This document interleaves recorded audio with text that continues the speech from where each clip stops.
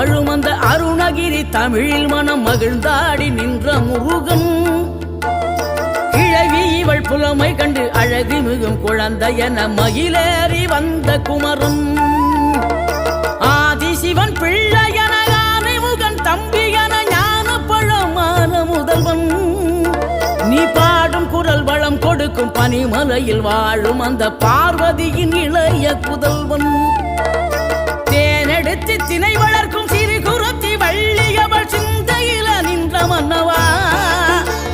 நீ நாடி வரும் பக்தர்களின் நாட்டம் அதை தனித்தருளும் ஞான குருநாதன் அல்லவா. ஞான குருநாதன்